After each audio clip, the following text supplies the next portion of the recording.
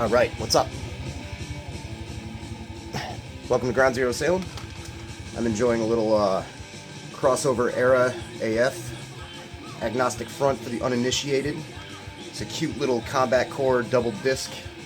Single disc double LP, rather. The mighty Perfect Victim in Pain is also second after the second record, which is seems a little weird to me. I think you would have the first album first, but not to nitpick. Figured I'd do a little bit of a collection update for you folks out there. Stuff has really been piling up. I've actually cut myself off since the first of the month because I love buying stuff. I'm a happy, avid consumer, but I'd actually like to absorb some of this stuff and listen to it more than twice. Been spinning a lot of these in the car. Big reason for me purchasing more CDs other than cost effectiveness lately is that I listen to them more because I'm driving to work all the time. So, kick things off, I did in a pretty big order from Dark Descent a week or two before they had their 25% off sale, which is kind of how it always goes with me. Just can't catch a break. Got a bunch of their newer stuff, some stuff that's been out for a while. Finally snagged the Chills there by Horrendous on tape. It's good, you know, it's not as technical and proggy as recent efforts. First album, very much in the realm of Swedish influenced stuff and early 90s death metal, but good songwriting quality, good stuff from those guys. This is great. This is Prenelelith, Desolate Endscape. This is really good. If you want to talk about cavernous, we're talking about the area of the cavern where all the creatures only communicate with sonar. Like, that's how deep and dark and doomy this is. Super heavy, and they did a split with that band Spectral Voice. If you're familiar with Spectral Voice, this goes along quite well with it. A lot of Finnish influence, a lot of doom influence. Very, very, very ominous air to it. If you like stuff like that, if you like being dragged down into the depths, get some Prenelelith in you. This was part of the Dark Descent order from the distro. This is from a label called Memento Mori from Spain, I believe. Somewhere in Europe, anyway. It's a Spanish band. Necroven. I don't like to say coven. It sounds like oven. I don't know if you saw American Movie. Maybe that's going over your head. Probably. Anyway, this is, very, very good, infernal, evil-sounding death metal. Owes a fair amount of its sound to Morbid Angel, but it's not a clone, thankfully. So who wants to listen to Morbid Angel Part 2? They did it right the first time. Certain good occult flourishes here and there. A lot of churning riffs. Their slow parts are suitably creepy and have atmosphere with some good lead guitar over them. There's some chanting on this. Some weird spoken word stuff towards the end. Very, very go for the throat. Evil, demonic shit. I finally got this after hearing everybody hooting and hollering about it here. Primordial Subjugation by Necroven. I've had to remake so many videos because I forget to name albums, I forget to name bands. My short-term memory is like that of a 95-year-old. It's terrifying. Anyway, back to Death Worship. This is awesome. You know, I'm picky about bestial, war, death type of metal, you know, but this has been hooked me instantly, and I haven't heard anything as good as this since Fallen Angel of Doom. You know, not to be hyperbolic, but seriously, and I mean for good reason. Black Winds is on this. Reed and Forrester from Revenge and Conqueror. Not really that into Revenge or Conqueror, but man, this is great. It sounds like controlled chaos. You know, you can pick out riffs. It still bowls you over like that kind of music is intended to do, but there's hummable parts, you know, which with me is always impressive to do when the music is this chaotic. Really good. I can't name the specific track. It's towards the middle. It's either Holocaust Altar or Superior Rising, I think. There's a great, almost kind of like thrash breakdown with like a classic Blasphemy, like one of those kind of deals. It's awesome. Completely got me wicked stoked. Craven Idol. Shackles of Mammon. This is also a strong contender for me for one of my records of the year. You know, I like a lot of bands that would fall under the umbrella of black thrash. For some reason, phonetically saying black thrash just makes my skin crawl. I just hate the way it sounds. But, I mean, I like Disaster, I like Destroyer 666, definitely love Dissection, you know, how can you not? This definitely falls comfortably somewhere in that net, but it doesn't sound like any of those bands. There are certain moments on this that almost go more towards like a early 80s Motorhead Venom, galloping, punky kind of rhythm, which is definitely up my alley. Apparently, according to some stuff I've read, their first album was more along those lines. I think I gave it like half a listen a while ago, and it was a little bit more speed metalish, I guess. But this is devastating stuff, and you got a Skeksis on the cover, so there's bonus points for that. Fucking rad. You got Blood Incantation, Interdimensional Extinction. This was the EP before the full length. Just to show where they were going. Shorter songs than the full length, 4 songs. Great stuff, you know, you should know if you don't get into some Blood Incantation, but it's cosmic, sci-fi influenced death metal. With a lot of the early 90s spirit, but adding plenty of new ideas to the mix. It's great. This I didn't get from Dark Descent. They're probably distroing it by now, but I did not want to wait because I heard it and loved it immediately online. Another Memento Mori release. I ordered it direct from the label. This appeals to me so much because the name of it is Grievous Psychosis by Martyrdoom. It appeals to me so much because I like a lot of this riff salad death metal stuff, you know, that's evocative of stuff like Suffocation and Cannibal Corpse and Morbid Angel and even Entombed. But once in a while, I like listening to something that's just like sloped brow, Neanderthal, just catchy riffs, just hit you in the kneecaps with a fucking baseball bat, heavy, monolithic stuff. I mean, you could say fans of Bolt Thrower and Asphyx would be into this. It doesn't sound like those bands. Really, there's almost parts that, dare I say, like the one Crowbar record I like that almost kind of reminds me of this, but that might not be right. It's awesome, simplistic, minimalist, heavy death metal, and I couldn't recommend it enough. It's about getting halfway out of the cave, halfway out of the cavern. I also picked this up on eBay. This is Denial. In one of the What's in the Box episodes a few updates back, I talked about revisiting this band 7-inch and kind of being really surprised. I listened to it a handful of times when I bought it, which was like 4 or 5 years ago, the 7-inch, and it, you know, didn't do anything for me at the time, but revisiting it, I was like, wow, this band's really good. You know, they've got a solid combination of influences from back in the day. Catacombs of the Grotesque is the name of the CD. They're from Mexico. Comes in this cool CD wallet. A lot of people don't like packaging like this for their CDs, but I happen to enjoy it. It's got this little fuzzy thing here so you don't scratch up your CD. It's very, very conscientious of them. There's that. Very Lovecraft driven. Quote from Lovecraft right here. I have harnessed the shadows that stride from world to world to sow death and madness. So there you go. You got the booklet. It's also would kind of go well paired with the Necroven CD. It's takes a lot of inspiration from, you know, a little bit more the, I'd say, Florida technical stuff along the lines of like Deicide and Morbid Angel, but doesn't rip their stuff off or anything. You know, it has a lot of the intensity of maybe some of the European bands of that time too.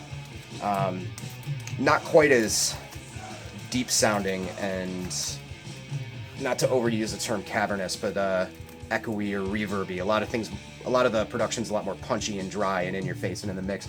The vocals are awesome. Some of my favorite death metal vocals I've heard recently out of this pile too. They're just super pronounced and like in your face, and just the inflection I think is the word I'm searching for that the guy uses is just fantastic. I also picked up this Morbus Kron, Sweven, whatever. Hadn't picked this up really when it came out. There was a lot of divisiveness a few years ago when this dropped.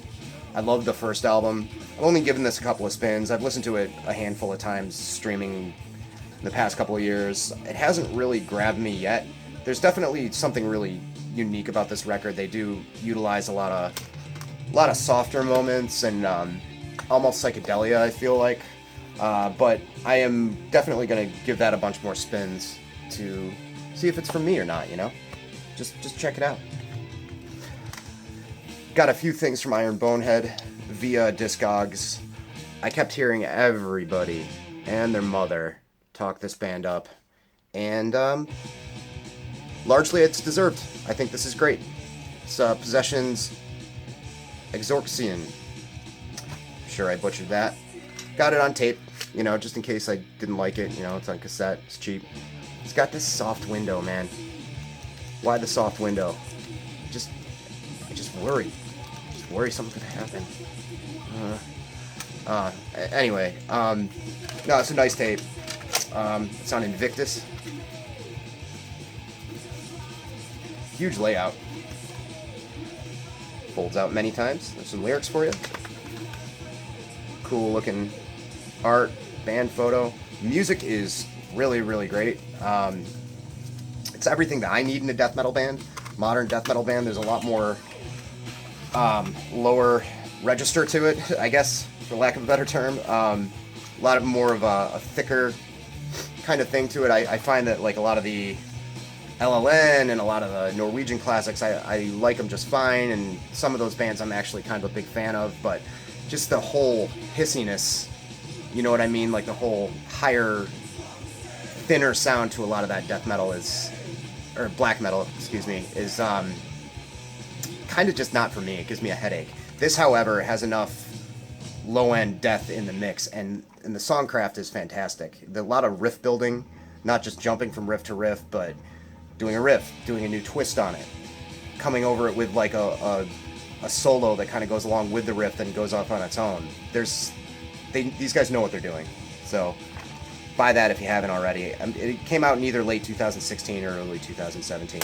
Recently, it's a recent release. I also picked up a 7-inch. It's more of the same, you know, same good songwriting. This was out on Iron Bonehead and Invictus. Not sure where these guys are from. I want to say they're French. Correct me if I'm wrong. I'm sure you will. Then, somewhere last month, I decided to go absolutely apeshit on Discogs. Another reason why I should stop buying stuff for a while. I bought a handful of little clutch. We'll call it a clutch of pricey death metal 7-inches, which couldn't be happier with owning. Topping it off, in Discogs, we got Exmortis, Fade from Reality. This is on Rage Records, based out of New York at the time. Gotta explore more of that label. I'm sure they put out some cool stuff. This is more slow to mid-paced American death metal, longer songs. Both the songs clock in at about 6 minutes. Very good, deep death metal vocals like you'd expect. Parts of it, one song, a little trade-off between the tom rolls and like a heavy riff, almost kind of reminds me of St. Vitus in a weird way. But, you know, that might just be because I don't have any idea what I'm talking about. But it does. It gives me kind of a Rieger's Vitus kind of vibe. Asystole, this is a Seraphic Decay release. This was recorded in Denver, so I'm assuming they're American. The music is almost straight up technical thrash, and the vocals are just straight up death metal, so there's this kind of dichotomy between the vocal style and the music style. I've heard that with a few bands, and I like it. I like it when that happens. Got this on gray here, weird kind of pink label. Pro-printed cover, looks like. Got a few Agathocles records.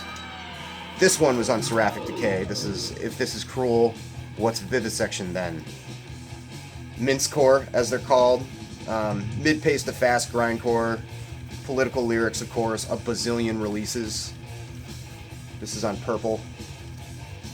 I think it was Felix von Havoc who said, if you want to start collecting all the Agathocles records, you better build an annex onto your house. I also got this because I remember seeing the shirt of this, and I know this is an early release. I have memories of this when I was a kid in the Relapse catalog. This was really cheap. This was like $5. The other one was not. This is on Flabby Records. Flabby Records. But also more the same style. I think Agathocles has pretty much stayed to the same style all the time, but 45 hole there. Cool logo.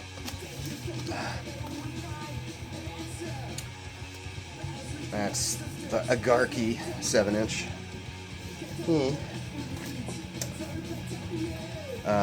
Killing Addiction. Now this is some dope stuff right here. Necrosphere. This is Florida death metal, but it's Ocala, Florida, which is like kind of northern. Not really anywhere near Tampa. I just happen to know because I used to live in the Gainesville area, which is nearby. But yeah, very, very guttural vocals, especially for the time. Rough production, which is just what I want with this kind of stuff. The last song, the only song on the second side, Impaled, I believe, is the one. Has a lot of like cool, spacey soundscapes as intros and outros, which is really nice. I'm looking forward to getting their CD in the mail. I actually got it for a reasonable price on Amazon, of all places. It was the one thing where I broke and was like, I'm gonna buy this during my fast of purchasing shit. But yeah, slightly cosmic, knuckle dragging. I realize I overuse knuckle dragging as a term of description, but man, I love saying that. Heavy, brutal death. Stripped down, early 90s style. Speaking of which, Disgrace on Seraphic Decay. Got some finished stuff there for you. More kind of marble gray kind of vinyl. Apparently Seraphic Decay was fond of that color. Not sure if it's intentional or not. I know Carcass was a huge influence on Scandinavian bands at this time in the early 90s, but there's some of it, and it might just be the shoddy production is, you know, kind of similar to Recaputrefaction maybe, but this sounds kind of like a slowed down Doomier Carcass to me. Again, you know, not completely. It's kind of its own thing, but it's great. I've been hearing stuff about Disgrace for years. It's a disgrace that I haven't listened to them yet. And I also got, this is an early Relapse release, Goreaphobia's Omen of Masochism. Yeah, look at that. What the hell is going on there? We got dominatrix, scantily clad, got a thong, some little hooded slave guys, presumably in the background. They're in a sewer, and you got the guy from Legend singing show tunes in the background there. I don't know. It's great cover art. I wonder who drew it. I wonder if it was kind of like that early Dan Seagrave stuff that was kind of goofy, and the guy's just like, I like comic books. You want devils? That's cool. And, you know, the guy's being like, dude, it's too... Whatever. Anyway, can't help but kind of wonder about stuff like that. There's the guys in the back. One guy's all decked out, the other guys aren't. Anyway, music's awesome. Gritty, early 90s death metal. Not completely fast all the time, you know, fair amount of tempo, variety, extremely brutal vocals, you know, they were from Pennsylvania, I believe. It goes well along with their area mates, Rotravor, you know. I'm sure the people in nearby New Jersey and New York they gigged with and shared the stage with comfortably, like Suffocation and Morpheus Descends and all the others. So got this. Eric talked about this a little while ago on his last update. This is Slugathor, Circle of Death. I was just spinning this. I used to own this and then flipped it when I needed the money, maybe 7 or 8 years ago, maybe a little less. Doesn't matter. This is good. It's a little bit ahead of the curve before everybody started worshiping early 90s death metal and doing the OSDM thing. You know, very Finnish influence, but I noticed through spinning this, they have like a lot of Bolt Thrower inspired riffs, you know, a lot of those like catchy, hooky kind of riffs that Bolt Thrower has that they're so known for. Very, very great stuff. If you can track that down. I was lucky enough, there was a bunch of copies of the LP, and one copy was half the price of the rest of them, and the condition was the same, so I managed to snag it for a good price. The same seller was selling this for cheap, and I used to own this on CD, so I thought I'd repurchase it and give it another shot. This is Vasaeleth, Cryptborn, and Tethered to Ruin. Very much in that whole era of putting sigils all over stuff and sounding like incantation. But I'd say this band were pretty unique in their own way.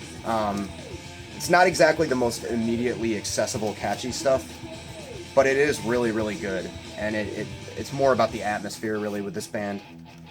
And in a lot of ways, it almost kind of reminds me of Titan Blood, but without the fast parts and less bells and whistles with, like, you know, in between non-musical kind of things going on with chanting or whatever.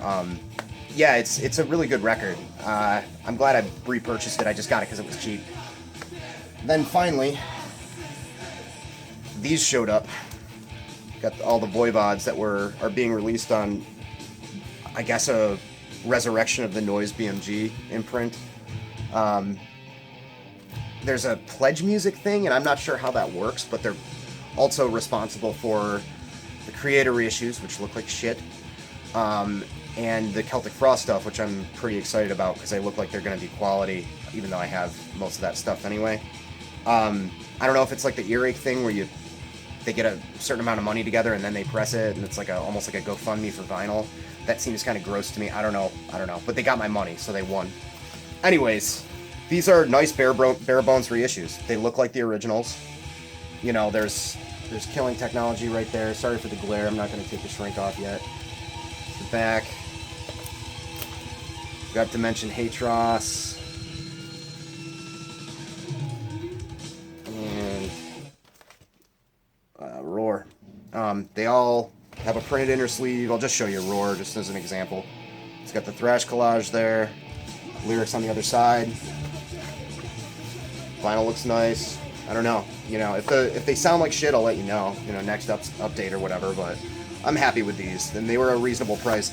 The Celtic Frost ones that they're working on are going to be more, but it looks like they're all double LPs, and they're all going to have like booklets and a lot of like rehearsal tracks and some interesting B-sides and stuff. So I think the price is not too crazy for what those are. Yeah, that's it. That's everything. So probably no updates on collections for a little while, because I need to listen through all this stuff and then rewatch this and figure out how wrong I was about how this shit sounded. So I hope you enjoyed it. I'm always welcome to comments, discussion. If you like what you see, subscribe.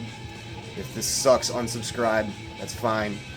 I'm gonna listen to some more AF, finish this beer, and finish my laundry. Have a good night.